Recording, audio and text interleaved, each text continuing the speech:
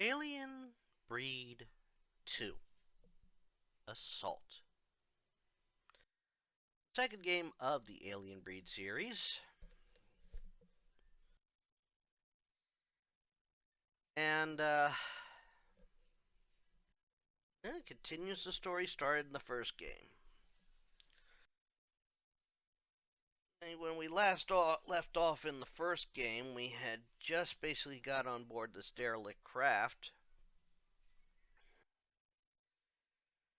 in an attempt so we could restart the engine, so we could free our own craft and, of course, prevent crashing. Except, well, now there's still more aliens running about.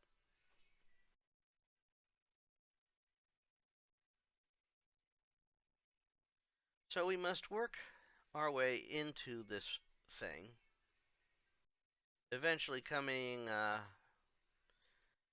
sort of face to face with the creatures. I mean, we start off against some sort of like octopus-like creature in the water. Some of the water. Okay, that's not too bad. But, as we are fighting our way through this so that we can hopefully get the engines running, well, it becomes apparent that Mia, our cybernetic ally, our synthetic ally, cannot get access into things. In fact, she's going to have to come aboard.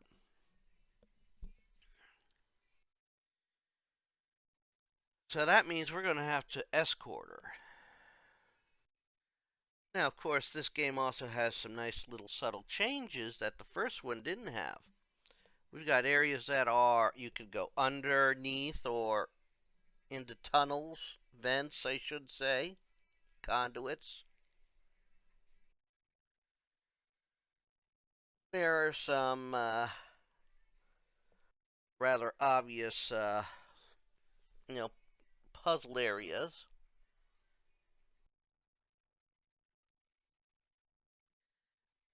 But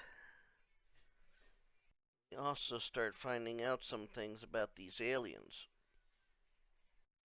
You see, as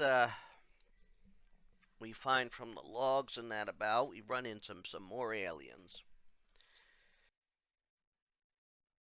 And we also learn that these biological life forms are not entirely alien. They were created by a scientist named Klein.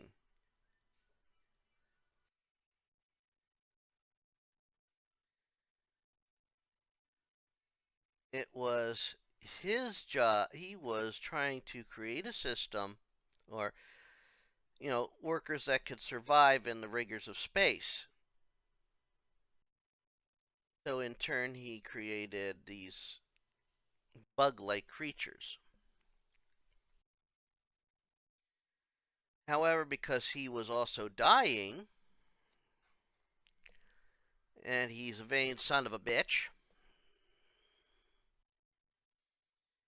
he actually uploads his consciousness into the computer on this derelict craft.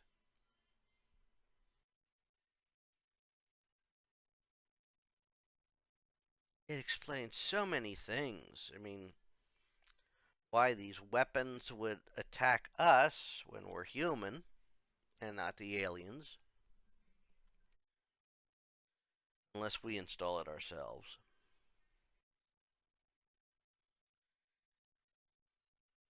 It also teaches us some very important things as we've come to see it. This includes that, well, in order to get by these creatures, we're going to have to be very careful. or kick their butt, or basically just wipe them out. We also end up getting some new toys to play with. New weapons that weren't in the first game. Of course, it would have been nice if we carried over the weapons we had in the first game, but, you know, this was not designed with that in mind.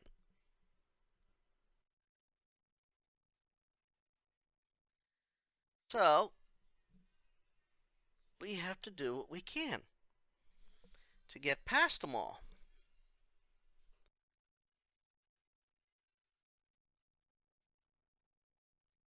And of course, we got to, explore and find everything we can. Eventually, the decision is that we have to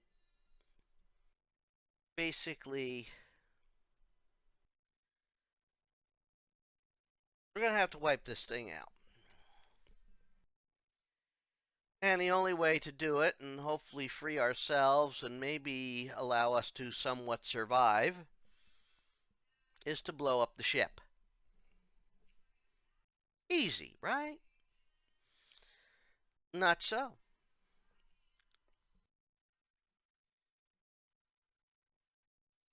I mean, our first thing we're going to have to do is to get to Klein, or well, we will have to get back to Mia and hopefully save her butt.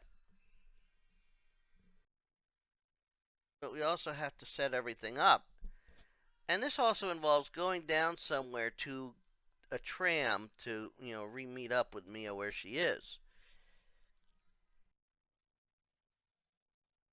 And of course, we have to deal with bigger alien, bigger boss-like creatures. I mean, I got to the tram. The tram is an interesting ride because we're literally fighting a giant arachnid type thing that is grabbing hold of the tram cars.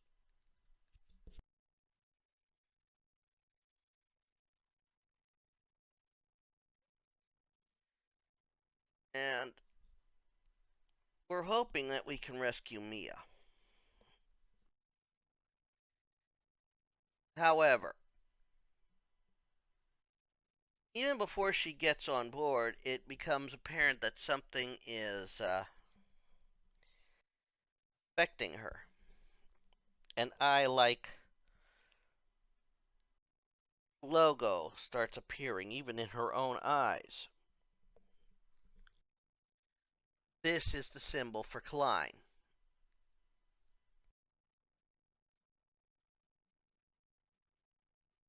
So, how do we defeat him?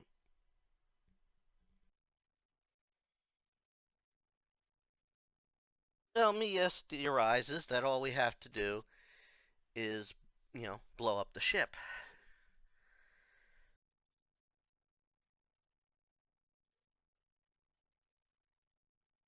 And she thinks she can suppress him enough so that she could get, could get it done.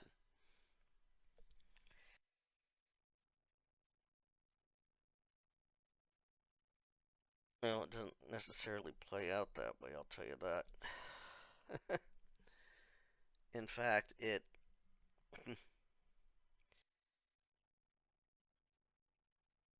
by the time we get to the end of the story,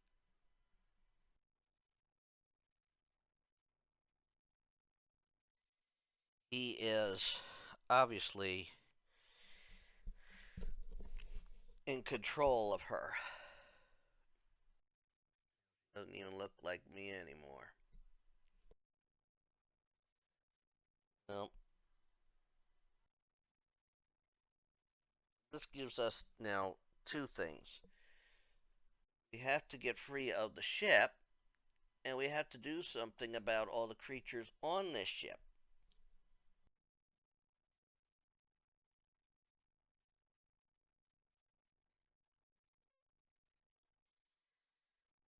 We also have some allies that were apparently looking for us,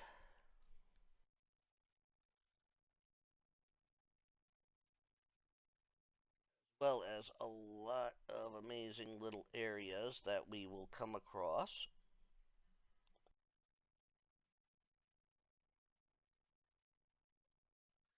That's one of the pluses because of how the maps work in this game. You can actually see where you're at any given time.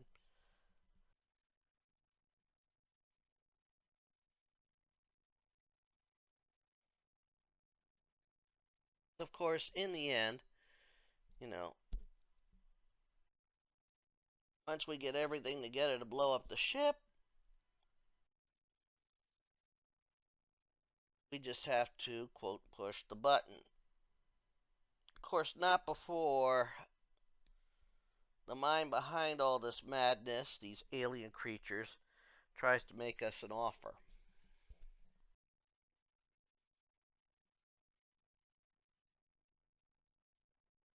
He wants us to embrace the idea of immortality.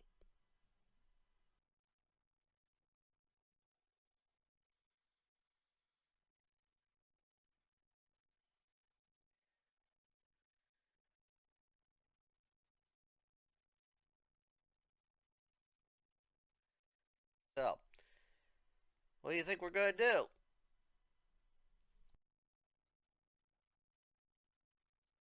Well, let's put it this way. We've been attacked by alien creatures. To tell how dangerous this thing is, these things are,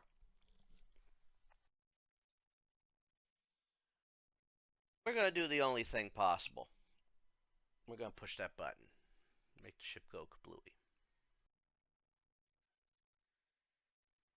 Of course, this is also where the episode ends. And it was basically another 5 levels of the same of some of the similar things that we had to deal with before, but we got different weapons this time.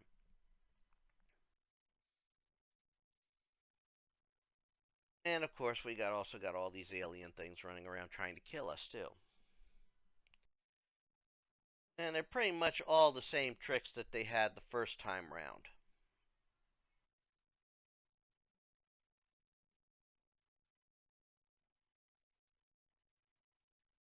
However, there are some puzzle worthy areas. I mean, we got some that basically tell us where we have to double back for stuff and try and find a DNA sampler to get access to an area.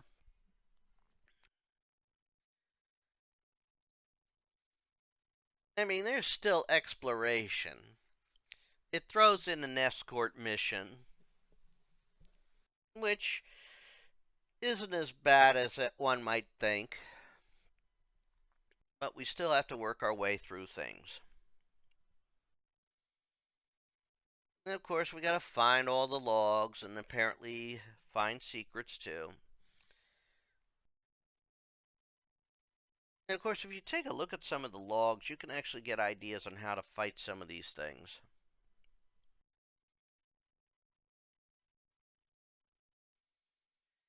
But now that we have to deal with the this deal with Klein, it turns this alien menace into something more. These weren't these like this isn't extraterrestrial life. This was man-made,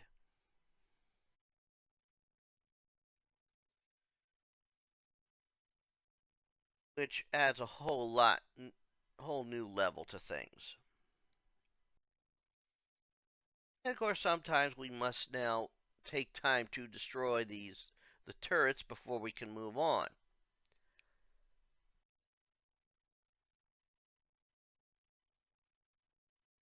Yeah, and while I do it sometimes, I try not to rely on my basic weapon.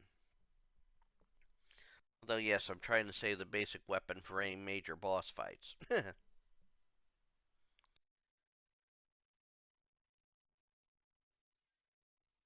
Now, this was a fun title. It does give you a recap of what happened in the previous game, which is wise. Because if you didn't get the first game and just got the second game, well, while you miss out on certain things that lead to this game, you do get the basics of it.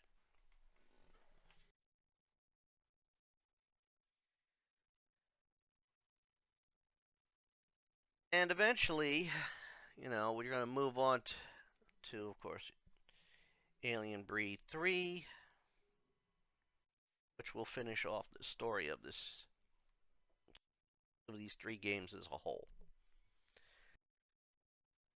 But that's all I'm going to say about this game. I mean, the story just continues what was in the first one. And apparently, there is a multiplayer mode in this game, but I'm not necessarily fussed with it. But it has been an interesting game to play so far. And again, that's all I have to say about Alien Breed Assault 2 Assault. Well, until next time, take care all. Bye.